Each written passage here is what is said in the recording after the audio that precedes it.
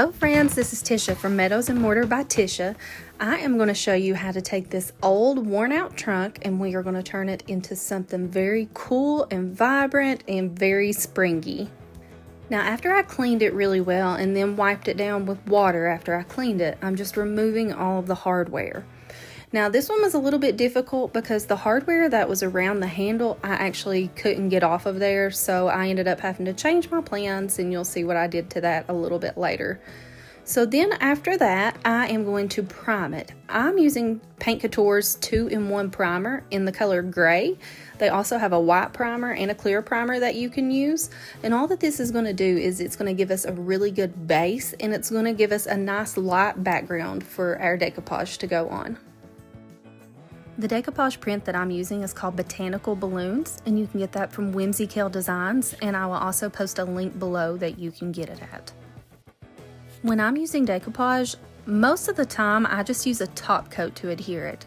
So I'm using Paint Couture's Extreme Guard, and you can see where this is a wicker trunk that there are going to be little divots in it that you wouldn't have with a flat surface. So I really had to make sure that I was working it into that surface well so that I can make sure that I get a good adherence to the back of my paper.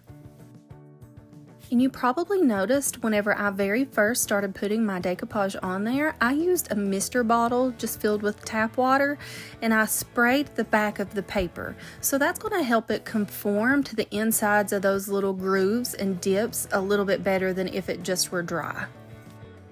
Typically whenever I'm doing decoupage, I don't do everything all in one go. I work in sections, so I'll start at the top, then I'll smooth it down with my hands, try to get it in all of the creases and crevices really well, and then I lift up the paper, and then you'll see me lay more down, and you'll see me mist the back of the paper again if it's drying out, and then I'll lay it down on top of that, and then I just use my hand to smooth it out.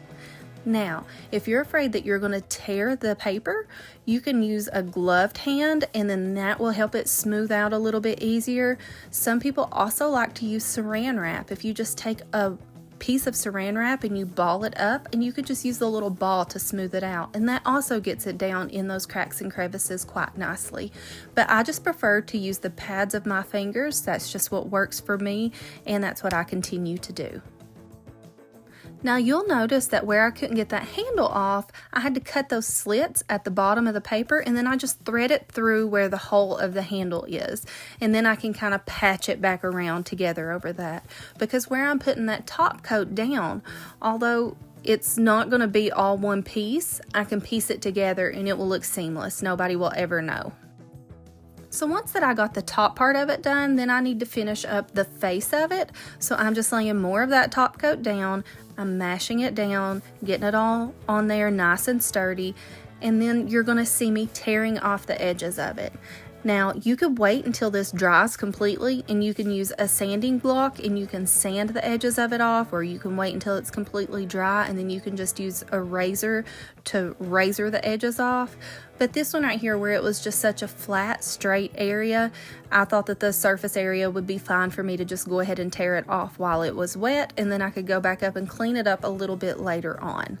Now the reason that I chose to do this is because I knew that this was going to have to be put back down in its normal fashion for me to be able to paint, and I didn't want to accidentally crinkle up that paper and cause any adhesion problems to the front part of the trunk. After that, I decided that the corner pieces needed to be torn off as well, so it would look like the picture is just on the front of it. It's not going to look like a poster just stuck to it. It's going to look like it was actually made that way, and then the trim pieces were added on later.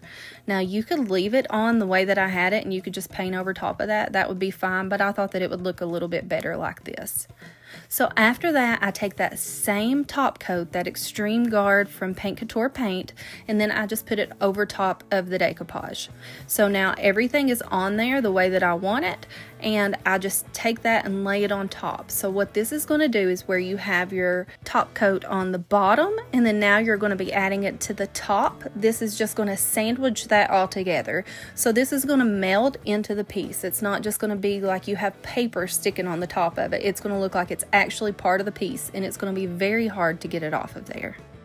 Now, after about 45 minutes of this sitting there, I was like, no, this line looks too obvious. I should have torn the edges of this paper before I put it down. I was hoping that it wouldn't be cured enough to where it wouldn't be that hard to get the edges off of it, but it really was. Even after 45 minutes, that extreme guard really is extreme.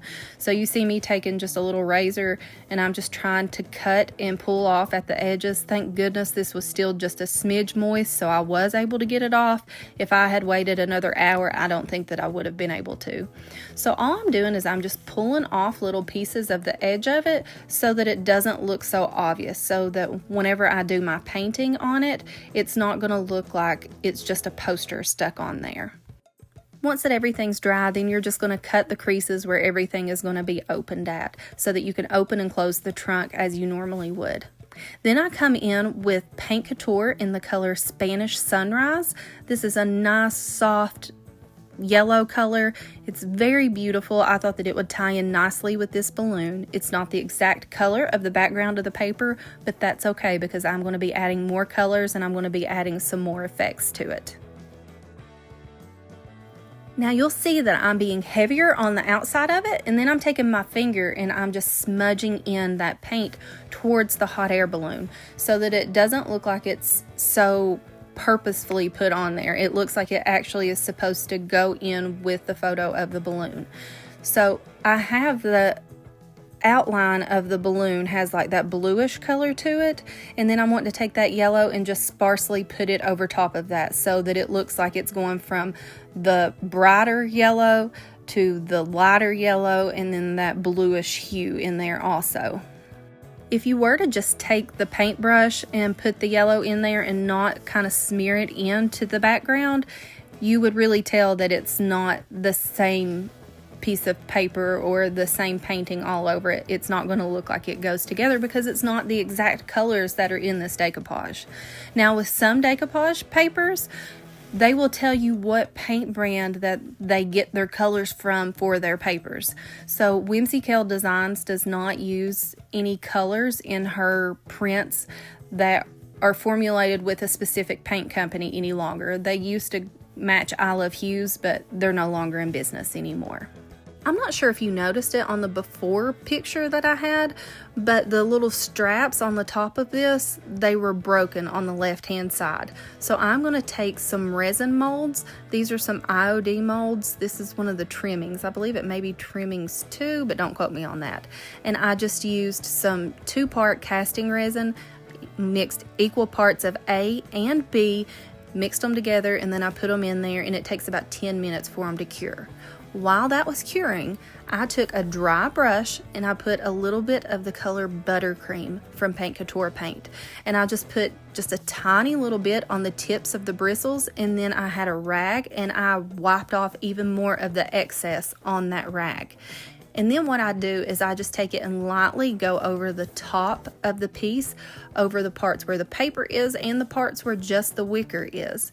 And this, whenever you skim it together like that, it's just going to make a highlight of those ridges so that it looks more cohesive, so it doesn't look like you're just putting paint on one side and then paper on the other side. This is really going to make it all flow together. If you've made it this far, thank you so much for watching with me, and I just ask that you will like this video, that you would comment, and that you would subscribe. Now I know that I don't have many videos up, I don't have much content out right now, but I have plans to change that soon. So I hope that you'll just be along with me for the ride and we can enjoy this together.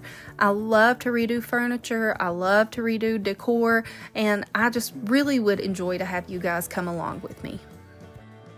Now you want to make sure that you continue dry brushing over the photo and the plain parts, and you want to do the front, the back, the sides, the top. You want to make sure that you do all of it because we want this to look like it's the same piece over the whole thing. We don't want it to be just, decorated on the top and the front. We want it to look like it's luggage that has been used and it's worn all over the whole entire piece the same way.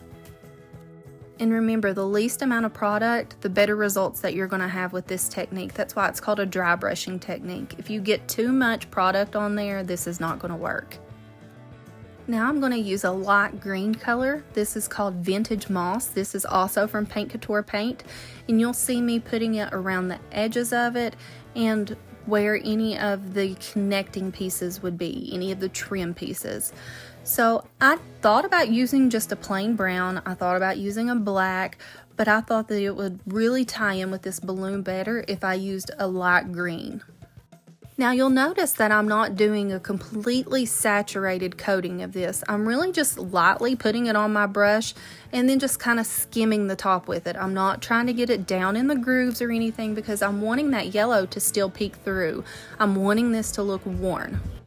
So anywhere that like a leather strap would be, that's where I'm wanting to put this green. So I'm wanting it to look like it was a worn embellished piece, but I want it to look like it was functional at some point. So it's going to be darker in some areas and lighter in other areas, like this has really been put through the ringer. So if I have just a complete coating of the green and I don't have that yellow peeking through, then I think that would make it look a little more artificial. But this way it seems to really make it look a little more vintage and a little more authentic. Now here in just a little while, you're going to see me adding some more layers to this, but I just want to really stress that you don't want to put too much of this product on there. You want that yellow peeking through. And just make sure that you're continuing all the way around. You want to do the sides, the top, the bottom. There's going to be a few pieces underneath where that balloon is that you really have to look kind of like sideways to see where those straps would be. And although those straps that are on the top are broken a little bit, I still wanted to put a base coat of that green down before I put my moldings on there. So right here you can see those castings that I made of those molds, and I just paint it with that same green color, that Vintage Moss. Now the plan was to just let these sit for like 9 or 10 minutes before I pulled them out, but my kids wanted some lunch that day, so I had to go make lunch, so they got a little bit stiffer than what I would have liked. So after I painted them, I just took my heat gun and then I heated up the back of them. Now this is going to make them a little bit more pliable so that you can bend them around those corners a little better, but this isn't going to make them like super bendy. And the longer you wait, the longer that the harder that it's going to be for you to be able to get that bendability and that conformability. And I just use Type Bond Quick and Thick to adhere that on there. And then I take my Paint Couture Extreme Guard and I'm just going over the whole entire piece. So I'm going to go over the moldings, I'm going to go over the paint, I'm even going to go over the decoupage again. You don't need it to go over the decoupage again for adhesion, but where I do have paint over top of it, remember I'm wanting everything to have the same sheen to it. And for the next step, this is going to make it a whole lot easier for me to wipe back my product as long as I have that top coat on my whole entire piece instead of just part of it.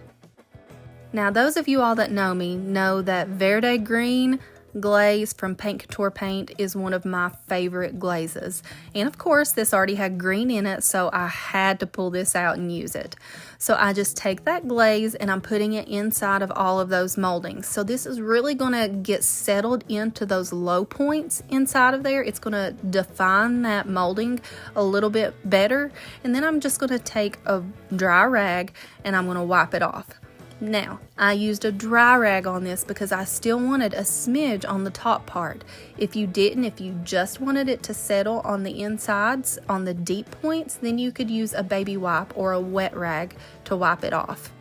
And after that, I'm just using that same glaze and I'm putting it on the corners and I'm putting it around where some of the straps would be, just to kind of dirty it up a little bit so that it looks a little more worn and dirty. So since I got a little bit of primer on that strap, I had to use Vintage Moss from Paint Couture Paint and paint over top of it. And then I just put my hardware back on. After I get the hardware on, I use Paint Couture in Antique Gold to put over top of all of the hardware and the new screws that I put in to make it more cohesive and look like they belong together. After that, I use a little bit of black wax just to antique it up a little bit. I just use a makeup brush to apply it on, but you can use any soft bristle brush that you want to use, and you just lightly put it around any of the edges of it, anywhere that you want it to be grunged up, anywhere that there's going to be finger wear on it. And this is really going to tie it all in together. And here is our finished product. I hope that you guys have enjoyed this little tutorial, and I just ask again that you guys comment on this video, that you like the video, and that you'll subscribe to my channel. And I can't wait to see you guys next time.